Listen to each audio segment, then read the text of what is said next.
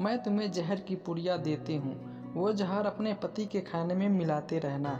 एक शादीशुदा लड़की गुस्से से अपने मायके आई और कहा, मैं अब अपने पति को 1 मिनट भी बर्दाश्त नहीं कर सकती।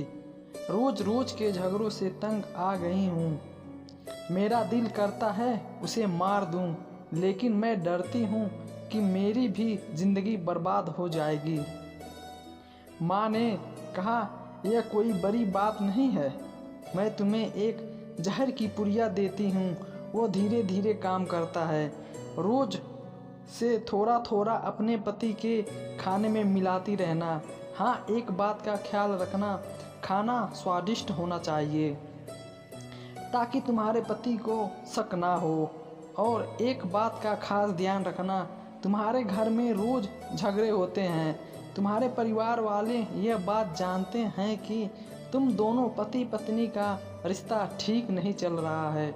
अगर तुम्हारा पति मर जाएगा तो तुम पर ही शक जाएगा। कुछ दिनों के लिए घर का वातावरण ही बदल दो। घर में शांति रखो, पति के साथ प्रेम से रहो, उससे प्रेम से बात करो, बेवजह उससे उल्लू नहीं और किसी बात की जिद ना करो। वह बेचारा तो कुछ ही दिनों का मेहमान है, उस बेचारे पर शक ना करो। और पति से बात करते समय आवाज़ में नरमी भी रखो ताकि तुम्हारा परिवार वालों को यह शक ना हो कि पति की मृत्यु में तुम्हारा हाथ है। लड़की ने माँ की बात मान ली और पुड़िया लेकर खुशी खुशी अपने घर चली गई। 1 महीने बाद वो हड़बड़ाकर अपने मायके गई और जाते ही माँ के पैरों में गिर गई और हाथ जोड़कर माँ से कहने लगी, माँ क्या इस जहर का कोई तोड़ है? माँ ने कहा, क्यों?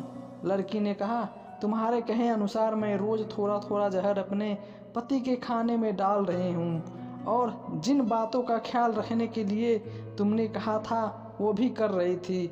लेकिन मेरा पति बिल्कुल बदल गया।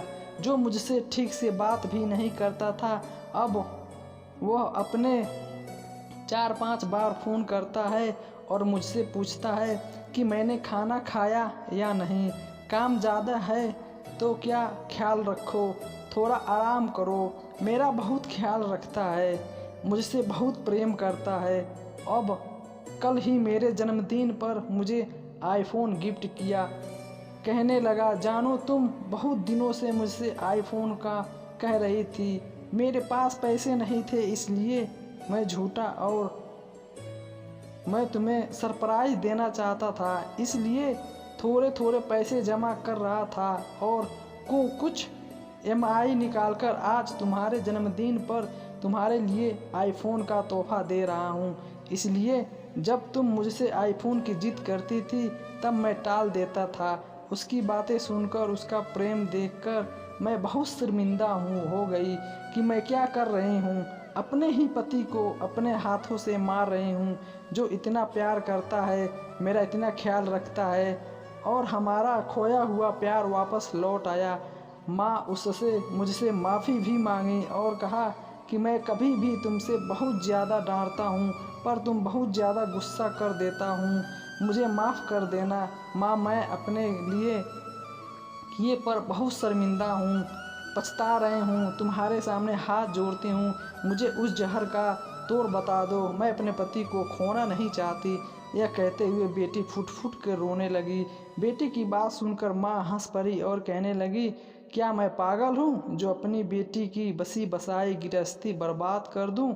तुम चिंता ना करो, तुम्हारे पति के रिश्ते में जहर तो तुम दोनों के बीच की कड़वाहट पर शक गुस्सा था जो अब दूर हो गया है। दोस्तों, पति पत्नी के बीच के इस जहर को काटने के लिए परिवार के बड़े बुजुर्गों का होना आवश्यक ज़रूरी होता है। घर के बड़े बुजुर्ग आदमी के चूने की तरह होते हैं, जो रिश्तों की हांडी को स्वाद और जीने का तरीका सिखाते हैं, जो रिश्तों को संभाल कर रखते हैं और अपने बच्चों को मदद करते हैं। आशा करता हूँ ये कहानी आपको अच्छी लगी हो तो हमारे चैनल को ज़्यादा से ज़्यादा सब्सक्राइब कीजिए।